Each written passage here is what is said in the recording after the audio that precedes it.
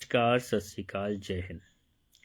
मैं आशीष कृष्णा आज आपसे बात करने वाला हूँ सावित्रीबाई फुले जी की 195वीं जयंती के अवसर पर। सबसे पहले मैं बात करूँगा सावित्रीबाई फुले जी के जीवन के बारे में। उसके बाद बात करूँगा कि सावित्रीबाई फुले जी का जीवन और वर्तमान समाज कैसे और क्या एक खूबसूरत भारत के निर्माण में सहयोग कर सकते हैं। तो सबसे पहले अगर मैं बात करूं सावित्रीबाई फुले, जिनका जन्म 3 जनवरी 1831 को महाराष्ट्र में हुआ, जिनके पति थे ज्योतिबा राव फुले जी। सावित्रीबाई फुले जी ने कास्ट और जेंडर को खत्म करने के लिए अपनी तरफ से जो भी पुरजोर लड़ाई हो सकती थी वो लड़ी। और मैं देख रहा था आज सुबह से बहुत सारे नेताओं ने, बहुत सारे लोगों ने सावित्रीबाई फुले जी की जयंती पर पोस्ट और चीजें शेयर की हैं। बहुत अच्छा है, लेकिन बात इससे कहीं आगे की है। सावित्रीबाई फुले जी, जिन्होंने लड़कियों के लिए सबसे पहला स्कूल खोला भीड़वाड़ा में, पुणे में। महिला सेवा मंडल के थ्रू 18 स्कूल्स खोले गए, जहां पर 150 प्लस लड़कियों की पढ़ाई होती थी। तो सावित्रीबाई फुले जी केवल ओबीसी की नेता नहीं है, केवल ओबीसी के महापुरुष नहीं है। सावित्रीबाई फुले जी जो 50% आबादी है महिला, उसकी भी बहुत बड़ी महापुरुष है, जिन्होंने उनको शिक्षा का अधिकार दिया, शिक्षा का करने की चीजें दी, अवसर दिए।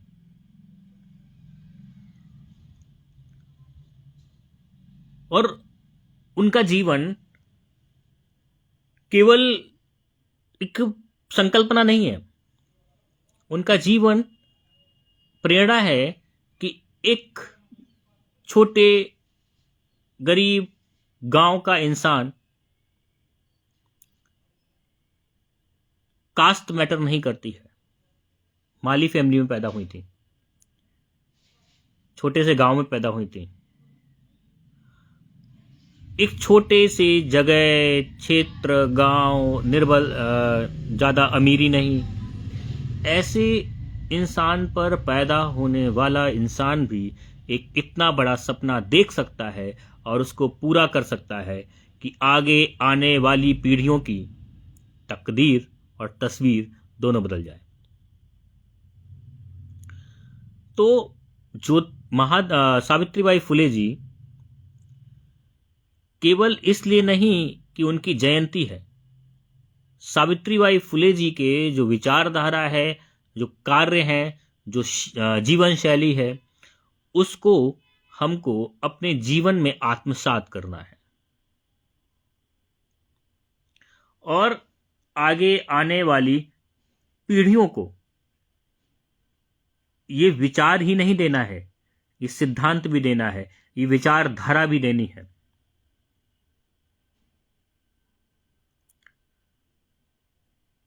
सावित्रीबाई फुले जी के हस्बैंड, पति ज्योतिबा राव फुले जी ने एक किताब लिखी, गुलामगिरी। वो सबको पढ़नी चाहिए। गुलाम, अशिक्षित आदमी गुलाम ही रहता है।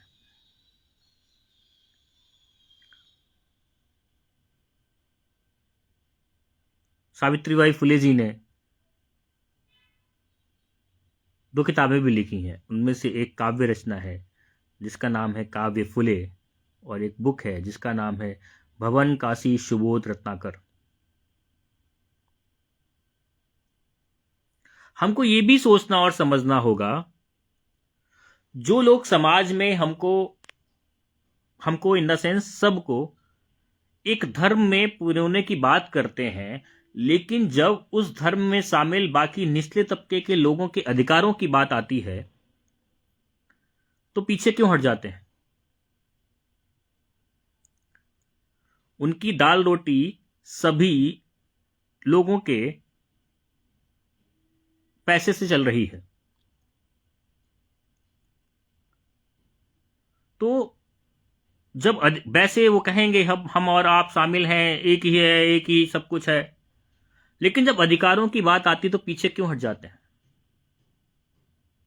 एक जागरूक इंसान के रूप में आपको ये सोचना और समझना भी होगा वो कौन सी विचारधारा के लोग थे, वो कौन सी मानसिकता के लोग थे जो सामने सामने तो कह रहे हैं आप और हम एक हैं, लेकिन पीछे उस विचारधारा पर जो पिक्चर आई फुले 2025 में उसका विरोध कर रहे थे। कौन है ये लोग? ये मुखौटे क्यों लगाए हुए हैं? इनके मुखौटे गिरने चाहिए, उतरने चाहिए। और ये शिक्षा की अलग इतनी गहराई तक पहुंचनी चाहिए कि समाज के निचले पायदान पर खड़ा हुआ इंसान भी सपने देख सके और उन सपनों को पूरा कर सके, क्योंकि सपनों को पूरा करने के लिए केवल पैसा नहीं चाहिए होता है। पैसे से पहले बड़ी विचार, बड़ी सोच, बड़ा विजन चाहिए होता है। तो मैं अंत में आपसे यही गुजारिश करूंगा कि एक संगठन नफरत फैलाते हुए 100 सालों को अपने बड़े स्वर्णिम तरीके से मना सकता है,